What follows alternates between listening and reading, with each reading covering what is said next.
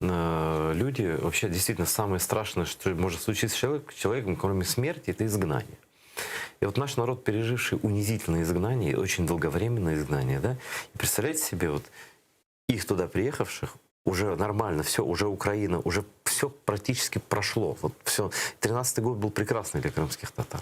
Ну, у нас телевидение уже было там самое большое. Как-то почувствовали себя все уже. Да? Ну, как-то за 20 с чем-то лет люди через все прошли. Да? Но уже на родине своей. Вот. И вдруг вторая вот эта новая очередная волна, и люди бегут оттуда, куда они только что вернулись, да? И вот как эти люди себя ощущают, и как люди ощущают из Донецка, где вот вся донецкая интеллигенция, она же строила этот город. Этот город, в общем, рабочий в основном, да, такой. И они там же театр прекрасно, там, ну, все, да? И вдруг у меня один товарищ, который тоже с Донецка, он говорит: ты знаешь, у нас школы открылись с 1 сентября 2014 года. Говорит, отличников нет, родители уехали. Или кто-то на тюрьму попал. То есть вот там выпилили вот эту лучшую часть нации. И это страшное дело. Знаете, когда у нас говорят, вот там они понаедут к нам учиться, вот там не надо им квот давать на вузы.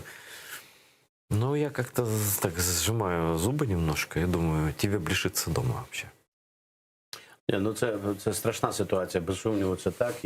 І тому то знайти оцей баланс, щоб людям зробити більш комфортніше повернення і приживання до цієї території. Це так само, як я у виставі говорю, мій персонаж каже, а дуб, який тато мій посадив, куди його забили з собою?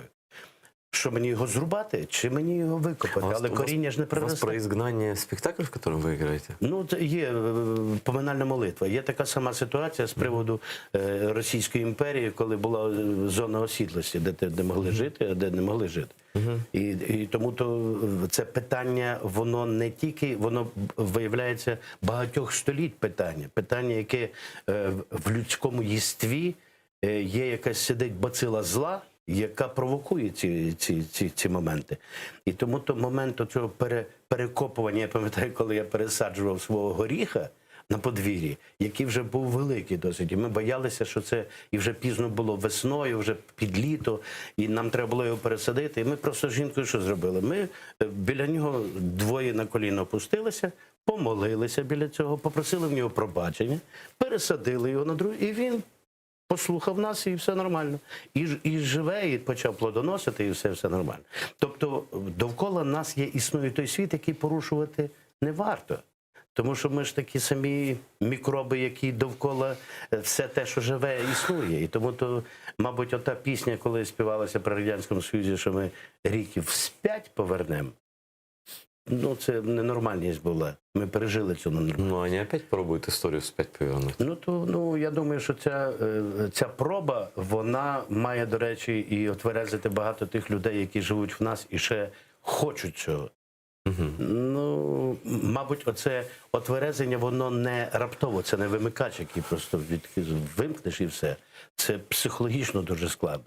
І ми з вами робимо у першу чергу ту справу, яка називається лікбезом. Тобто починаємо потихеньку людей вчити того, як тепер в нових умовах з таким сусідом, який в нас є, якого ми нікуди не дінемо, вміти жити і вміти доказувати свою правоту і захищати свою правоту.